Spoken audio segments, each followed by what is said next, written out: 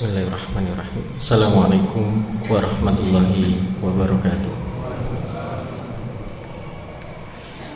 Alhamdulillah alladzi anzala sakinata fi qulubil mu'minin liyazdadu imanan ma'a imanihim walillahi junudus samawati wal ard wa kana Allahu aliman hakima.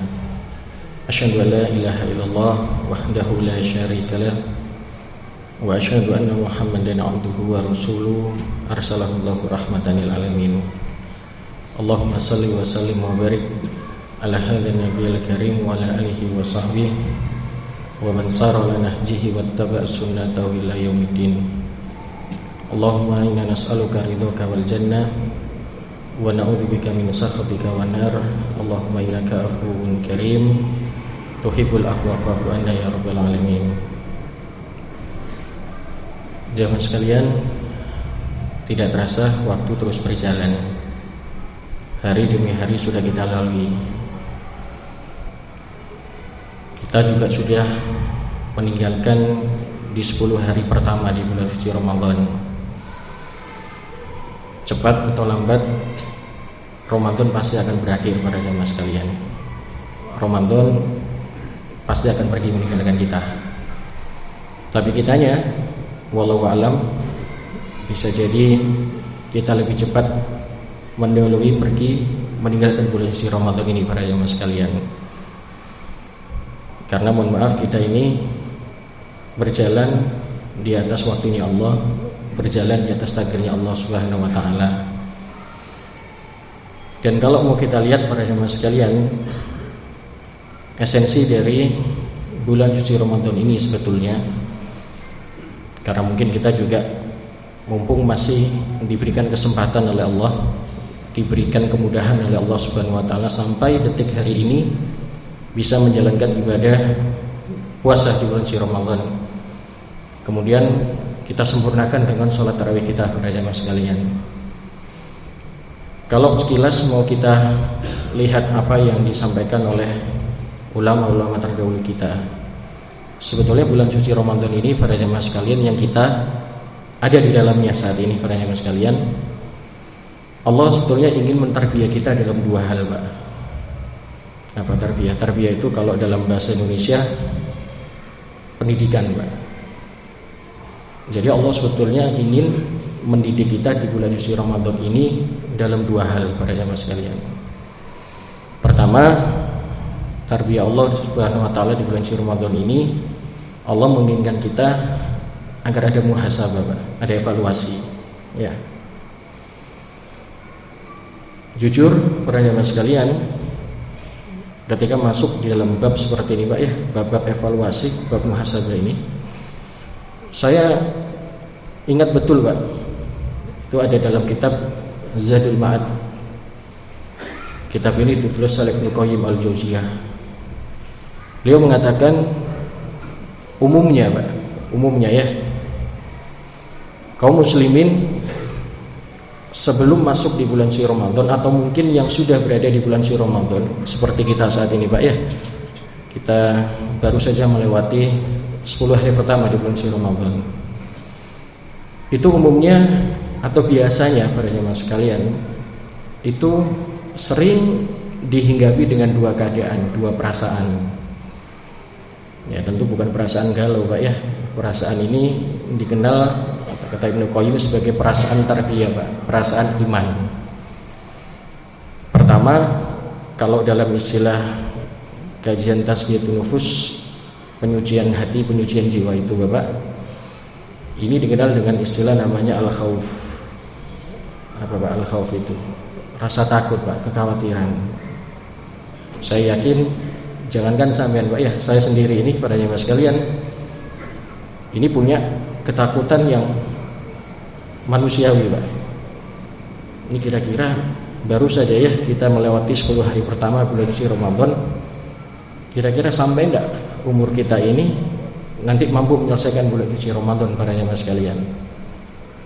Atau jangan-jangan Allah berkenan, Pak, mencintai kita, pulang dari sini kita dipanggil oleh Allah Subhanahu wa taala. Wallahu a'lam, namanya kita hidup ini, Pak, ya, terus berjalan, apalagi Pak, berjalan di atas ketidakpastian, ya, ketidakpastian hari esok yang akan datang. Tapi ada satu kepastian yang tidak mungkin bisa kita hindarkan pada sekalian, namanya ajal. Ya, kalau boleh saya ngutip dalam ayat Al-Quran itu, la yastakhiruna sa'atan wa la yastaqdimun. Ajal itu Pak tidak bisa ditakhir, tidak bisa dimundurkan Pak. Wa la yastaqdimun, juga tidak bisa dipercepat. Tepat ajal itu para jemaah sekalian. Makanya para jemaah sekalian, coba kalau kita mundur sedikit Pak, tidak usah jauh-jauh, tidak usah bertahun-tahun yang lalu para jemaah sekalian. Paling lama tahun kemarin Pak, atau mungkin tahun ini para jemaah sekalian. Coba sampean antum lihat kanan kiri Pak. Bukankah di tahun kemarin para jemaah sekalian, atau mungkin di awal-awal bulan Ramadan kemarin, mohon maaf, mungkin ada Pak dari saudara-saudara kita yang kemudian masih bisa membersamai kita, bersama-sama dengan kita ibadah puasa, sholat tarawih berjamaah, tadarus Al-Quran, apalagi Pak, berbagai macam amal kebaikan yang kemudian bisa kita lakukan para jemaah sekalian. Tapi saat ini para jemaah sekalian, mereka sudah dipanggil oleh Allah Subhanahu wa taala. Yaitulah kehidupan para jemaah sekalian. Kalau dalam bahasa hadis Nabi, antum sabiqun wa nahnu lahikun. Mereka memang mendahului kita para jemaah sekalian, tapi insya Allah kita pun suatu saat pasti akan menyusul mereka para jemaah sekalian. Nah, ini harus ada evaluasi para jemaah sekalian untuk diri kita. Jangan mentang-mentang kita saat ini sudah lewat 10 hari pertama bulan Ramadan, yakin betul Pak hidup kita akan sampai di bulan Ramadan sampai berakhir. Wallahu alam, kita tidak pernah tahu Pak. Apalagi tadi ya Pak ya, seharian ini tidak tahu, kalau di tempat saya di Surabaya sana Pak, di Perak itu gempa berulang kali Pak.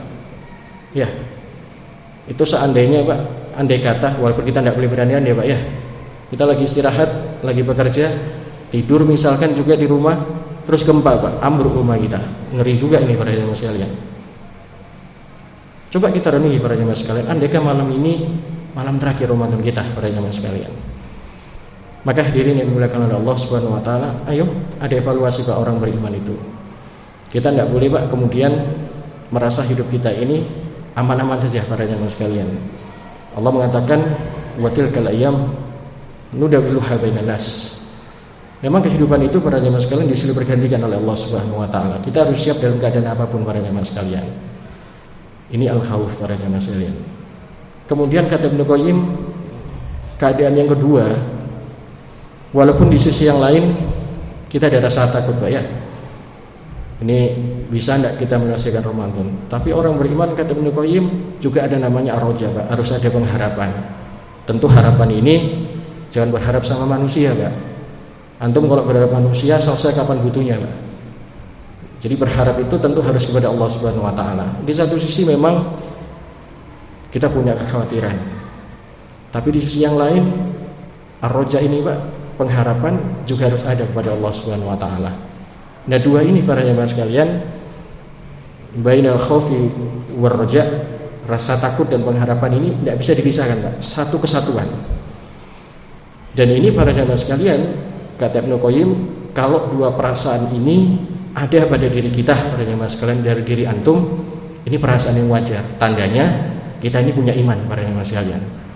Justru aneh kalau kemudian sampai detik hari ini, bahkan sudah begitu banyak pelajaran-pelajaran hidup, fenomena-fenomena yang terjadi, tetangga kanan kiri kita, saudara kita, kerabat kita yang bulan ini, di bulan Ramadan, bulan yang mulia ini, ternyata dipanggil oleh Allah Subhanahu wa taala, terus kemudian kita tidak jadikan pelajaran para jemaah sekalian. Makanya saya jadi teringat Nabi SAW menghukumi Pak ya, menilai orang yang kemudian ada evaluasi seperti ini Pak ya. Ada rasa al-khauf, ar-raja. Jadi dia punya rasa takut, tapi di satu sisi dia juga punya harapan pada Allah, karena memang dia paham betul Pak, ini tidak ada kepastian sampai tidak kita di akhir bulan Ramadan. Nah, kalau orang seperti ini para jemaah sekalian, kata Nabi, orang yang disebut dengan namanya al-kayis. Ya, apa al-kayis itu?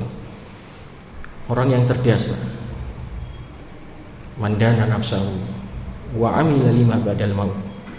Orang Pak yang kemudian dia paham betul tentang tarbiyah Allah yang pertama ini, para jamaah sekalian, bulan suci Ramadan ada evaluasi, ada muhasabah untuk dirinya. Ini disebut Nabi sebagai orang cerdas. Wa amila lima ba'dal maut, karena memang dia paham betul, para jamaah sekalian, ini kalau dia besok mati, kira-kira bekal apa yang dia bawa kepada Allah Subhanahu wa taala. Nah, orang yang beriman, pada jamaah sekalian, orang yang bertakwa pada Allah, menjadikan momentum Ramadan ini takarub, Pak. Apa takarub? Mendekatkan diri kita kepada Allah Subhanahu wa taala. Orang beriman ketika diberikan nikmat oleh Allah Subhanahu wa taala, apalagi nikmatnya berjumpa Ramadan seperti ini, para jamaah sekalian, harus lebih baik daripada Ramadan-Ramadan sebelumnya. Mohon maaf, Pak, jangan sampai jadikan kalian orang yang rugi, kata Nabi. Orang yang rugi itu Allah berikan nikmat pada seorang hamba tapi tidak lebih baik daripada hari kemarin, para jamaah sekalian. Nah, Ramadan tahun ini tentu, Pak, harus lebih baik, ada evaluasi. Tadi saya sudah mengudai, Pak, ya. Kalau kita tidak mampu mengambil pelajaran, Pak, ya, kanan kiri kita, depan belakang, Pak, banyak saudara-saudara muslim kita yang sudah tidak bisa nikmatnya lagi merasakan tarawih, tidak bisa nikmat lagi merasakan indahnya nikmatnya beribadah puasa, Pak. Terus kemudian kita tidak evaluasi, para jamaah sekalian. Maka kita ini, para jamaah sekalian, termasuk orang yang merugi.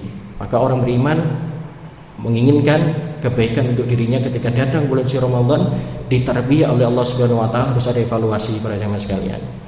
Ini yang pertama. Kemudian yang kedua, tarbiyah Allah itu, Pak, di bulan Ramadan ini masalah ikhlas, Pak. Ikhlas. Ini satu perkataan yang mudah diucapkan tapi sulit, Pak, dilakukan. Ya. Ikhlas ini, Pak, anak-anak kita itu mungkin bisa, Pak, mengucapkan ikhlas. Tapi kebanyakan dari kita sulit, Pak, mengerjakan.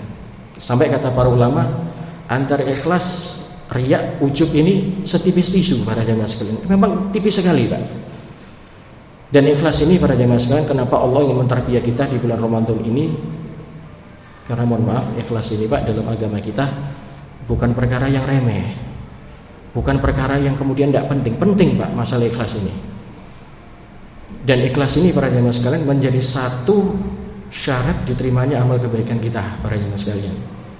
Sampai Imam Nawawi, Pak, ya, kenal nggak sampai, Pak, Imam Nawawi itu? Hah? Imam Nawawi itu punya kitab, Pak, ya, Riyadhus Shalihin namanya. Itu di bab pertama, Pak, ya. Sampai beli cetakan manapun, Pak, itu bab pertama, bab masalah a'malu biniyat, bab masalah ikhlas, Pak.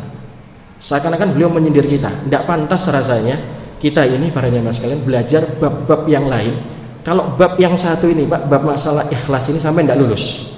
Antum tidak lulus, tidak usah baca bab yang lain, para jamaah sekalian. Dan saking pentingnya ikhlas ini, para jamaah sekalian, memang ditekankan oleh Allah Subhanahu wa taala. Wa ma umiru illa liya'budullaha mukhlishina lahuddin. Allah hanya minta kita, para jamaah sekalian, beribadah secara ikhlas.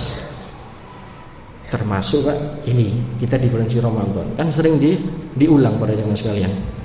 Man shoma ramadhana imanan wa ihtisaban. Ya, siapa yang puasa di bulan suci Ramadan ini karena dua hal, Pak. Imanan. Imanan ini artinya apa, Pak?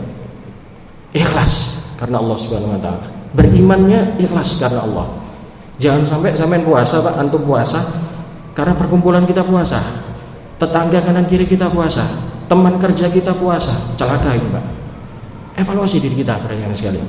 Sudah belum ibadah yang kami kerjakan ini, kita kerjakan ini ikhlas karena Allah, para jamaah sekalian. Kemudian baru ihtisaban, Pak. Ini masih berkaitan, Pak, ya. Kemudian ada pengharapan, harapan untuk mendapatkan pahala. Baru setelah itu, apa kata Nabi SAW? Ghufira lahu ma taqaddama min dzambi. Baru, Pak, dua unsur ini kalau sudah terpenuhi, Allah akan mengampuni dosa-dosa kita yang lalu, para jamaah sekalian. Maka hadirin yang dimuliakan oleh Allah Subhanahu wa taala, monggo, Pak, ini mumpung kita masih malam berapa? Malam 12, Pak, ya. Ada yang malam 13 mungkin, ya. Evaluasi, Pak. Ini nikmat dari Allah Subhanahu wa taala.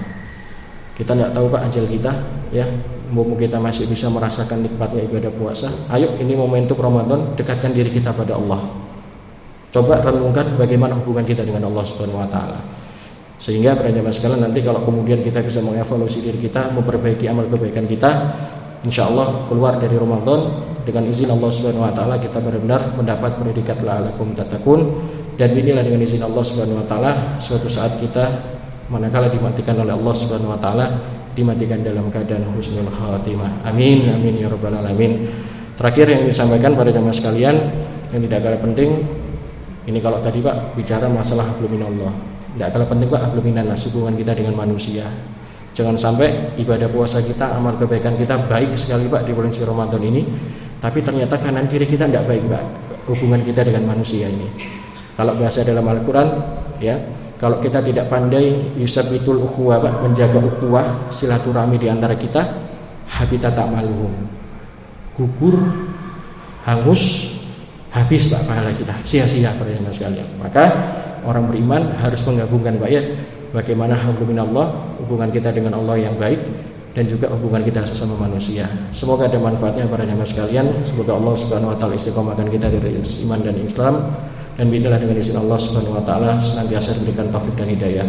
Aku qouli hadza wa astaghfirullah li wa lakum wa lisairil muslimin fastaghfiru innahu wal ghafurur rahim. Assalamualaikum warahmatullahi wabarakatuh.